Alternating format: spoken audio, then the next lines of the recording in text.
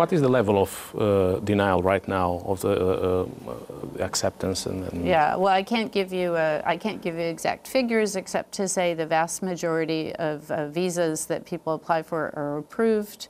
The rate is very low, but it needs to be just a little bit lower to meet the requirements of the program, which is set by American legislation.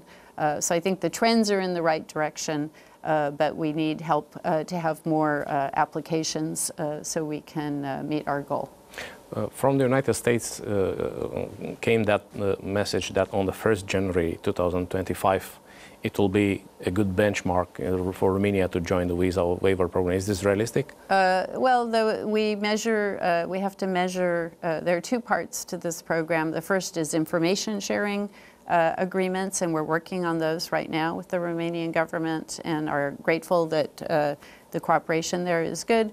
And then the second part is the measurement of this refusal rate. The so-called refusal rate goes from October to October of each year. So the next opportunity to measure it will be at the end of 2024. So if we've achieved what we hope to achieve, then the potential would be for 2025. But again, nothing is guaranteed, and this is why we need people to renew their visas so that we add to improving the rate. Looking forward to next year, also I know it's an election year, and one of the things personally I would love to see is the more participation of women in political life here. I was glad to see that this current government has 6 women ministers. I think it's one of the highest numbers ever of women's participation in the government level, and we'd love to see more women in parliament as well. So I know there are some discussions among the parties about how to achieve that. Just to say that that would be great to see next year of expanded participation of women in parliament. We're trying to do the same thing in the United States. And I know that is also a goal in Europe overall. So I'll just put in a plug, take the opportunity right now to make that plug. Ambassador, there's a huge hybrid war coming from the East, from Russia and China, against Western values, against freedom, against democracy. And we can see many manifestations of this type of war in Romania. How do you see the way Romania is fighting this war, and what is your message to the Romanian people that are facing such a threat? You're absolutely right, and I think the first step in dealing with this is to recognize that it exists. And so I want to thank all the journalists like yourself who are calling attention to this issue, and to all the journalists out there that are trying to do a professional job and to present information effectively and correctly. I think all of us need to be careful, especially when we're accessing social media, not to just assume that things we see are true. There are many people out there trying to manipulate opinions and reactions through the use of disinformation and misinformation. So I think all of us, have a responsibility to evaluate the quality of the information we're getting, to understand the source of the information, and to be on the lookout for efforts to create issues and problems by spreading misinformation, which can be very dangerous. We just saw what happened in Dagestan when misinformation was spread online. We at the U.S. Embassy are supporting programs all the time to improve media literacy. I was just in Cluj, where I opened a conference on media literacy, an international conference with teachers from all over South Central Europe and the Caucasus.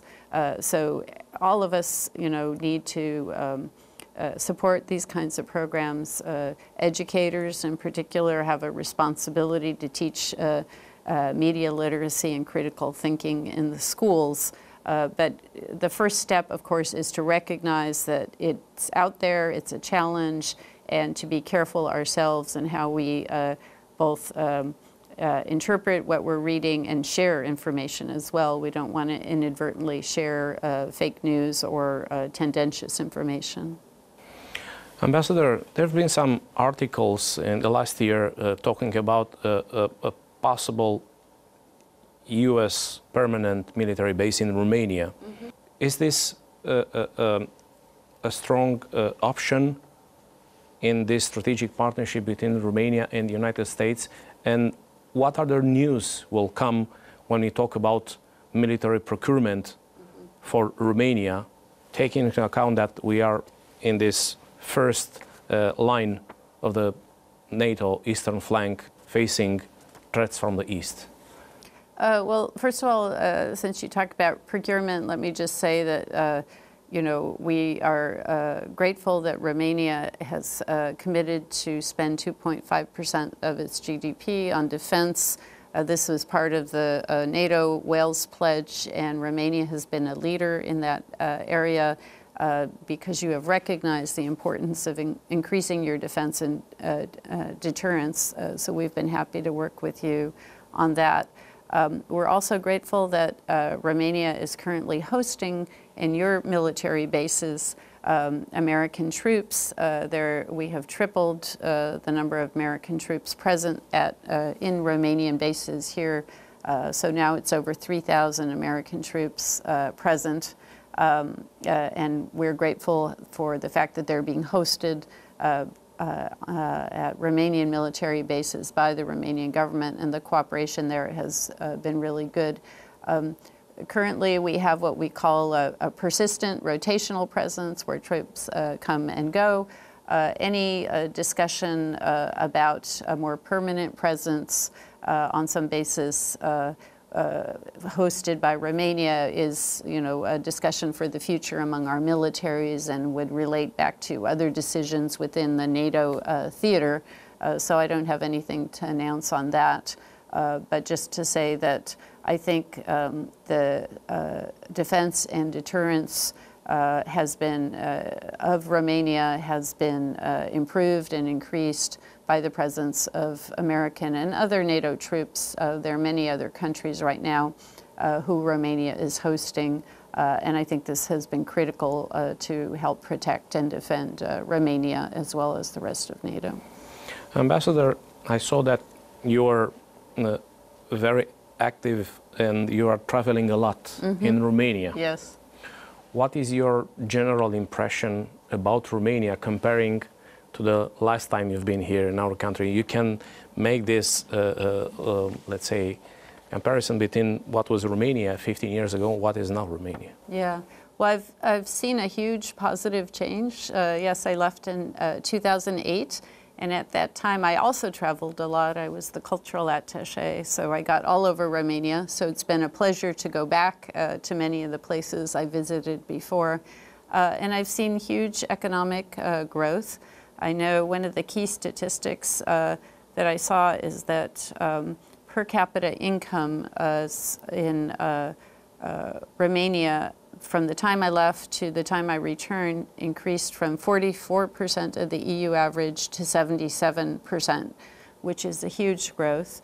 The other thing I've noticed is that the economic development is not just concentrated in one part of the country or in one city. I see it in many cities all over Romania. And of course, I know that it's not always the same in every region, and sometimes in the countryside it's not as strong as in the cities, but many people are prospering. The infrastructure is improving, maybe not as quickly as some people would like, but there are improvements, and I've been on some of the new highways and across some of the new bridges that are being built. So it seems like a time of great improvement and potential, and I have to say that Romania made two very wise decisions in 2004 when it joined NATO and 2007 when it joined the EU.